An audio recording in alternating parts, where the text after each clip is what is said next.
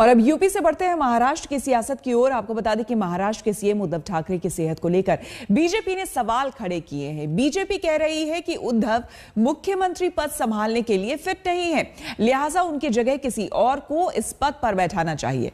उद्धव के बेटे आदित्य और महाराष्ट्र सरकार के दिग्गज बीजेपी के आरोपों को बेबुनियाद बता रहे हैं।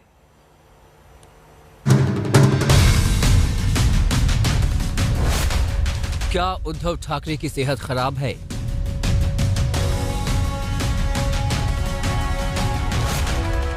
क्या महाराष्ट्र में सीएम बदलने की तैयारी है?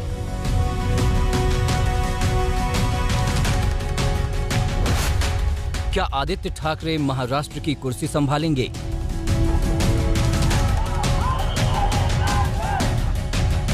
महाराष्ट्र की सियासत को लेकर ये वो सवाल हैं जिन्हें विपक्ष में बैठी बीजेपी तेजी से हवा दे रही है।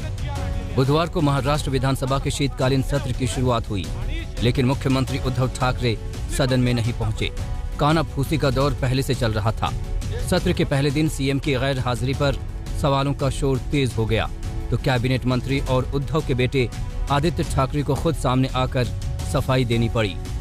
सीएम साहेब एकदम बरे आहेत। सकाळी पण फोन, काल पण कॅबिनेट झाली। त्यांना जेव्हा योग्य वाटेल तेव्हा ते येतील, कारण आता पण उपमुख्यमंत्री म्हणून सांगितलं की जेव्हा सीएम साहेब येतील तेव्हा आपल्या सर्वांना कळेल।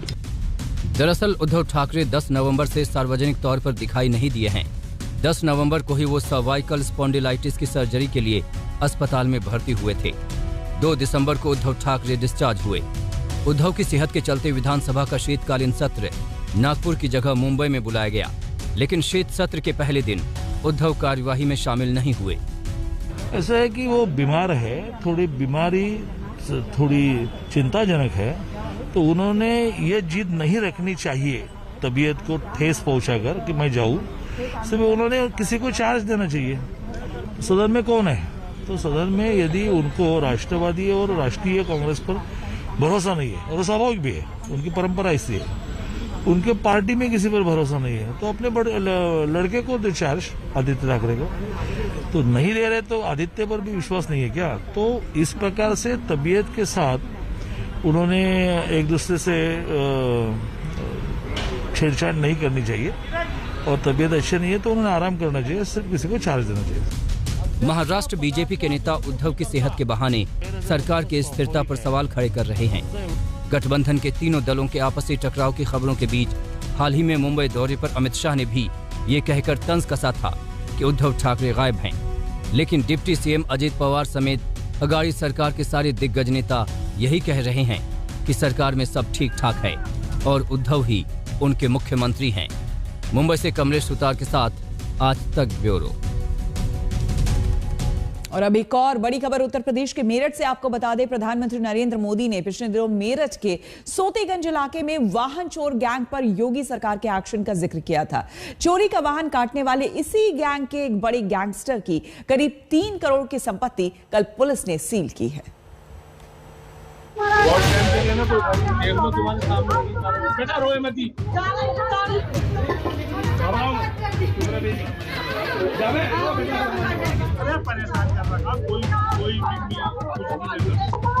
ये तस्वीर मेरठ के सोतीगंज बाजार की है।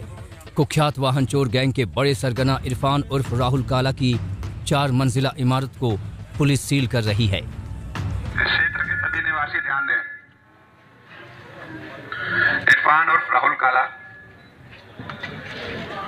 जो संगठित रूप से वाहन चोरी एवं वाहन कटान जैसे गंभीर अपराध कार्य करता था, इसके ऊपर 10 से भी ज्यादा मुकदमे विभिन्न थानों में पंजीकृत थे। उत्तर प्रदेश गिरोहबंद एवं समाज विरोधी क्रियाकलाप निवारण अधिनियम के अंतर्गत इस संपत्ति को जब्त किया जाता है। मेरठ का सोतीगंज इलाका दिल्ली एनसीआर से चोरी होने वाले वाहनों की कटाई के अड्डे के रूप में कुख्यात रहा है। बताया जाता है कि चोरी की सारी गाड़ियां यहीं पहुंचती थीं और पल भर में इनके पुर्जे अलग कर दिए जाते थे। इसका जिक्र पिछले दिनों प्रधानमंत्री नरेंद्र मोदी ने भी किया था। अब सोतीगंज का एक काली बाजारी वाला बाजार बंद कर दिया गया है। भाई और बहनों, जिनको माफिया का साथ पसंद है वो माफिया की ही भाषा बोलेंगे। वाहनों की अवैध कटान की कमाई से ही इरफान करोड़ों की संपत्ति का मालिक बन बैठा था। गैंगस्टर मुकदमे में चल रही कार्रवाई के दौरान कल उसकी 3 करोड़ की संपत्ति जब्त की गई। इसमें नीचे कई सारी दुकानें हैं, कटरा है, और ऊपर इसमें 3 मंजिला मकान है। लगभग 3 करोड़ रुपए की संपत्ति है। इसमें इस संपत्ति के अलावा 3 वाहन और हैं इस अभियुक्त के नाम पे, जिनको और जब्त किया जा रहा है। गैंगस्टर इरफान की जिस बिल्डिंग को सील किया गया उसमें कई किराएदार थे। पुलिस जब बिल्डिंग सील करने पहुंची तो महिलाओं ने विरोध करना शुरू कर दिया। कुछ महिलाएं रोती भी नजर आईं। घर से बेघर होगा तो रोगा नहीं इनसे। कहाँ जा रहे हैं आप लोग? कहाँ जाएंगे? इनके कोई घर ही नहीं है। हम कुछ नहीं कर। कब से रहते हैं यहाँ पर? बहुत टाइम से रहना, कोई घर ही नहीं है इनके। हालांकि पुलिस का कहना है कि उन्हें मकान खाली करने का नोटिस दिया गया था। तो 1 दिन पहले नोटिस दिया गया था कि यह संपत्ति के रद्दीकरण का आदेश पारित हो गया है और संपत्ति को खाली कर दिया जाए, जिसका अनुपालन उन्होंने नहीं किया। आज इस वजह से इनको यहाँ छोड़ दिया।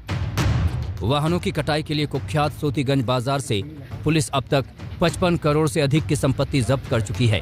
फिलहाल इरफान उर्फ राहुल काला जेल में बंद है। उस्मान चौधरी, मेरठ, आज तक।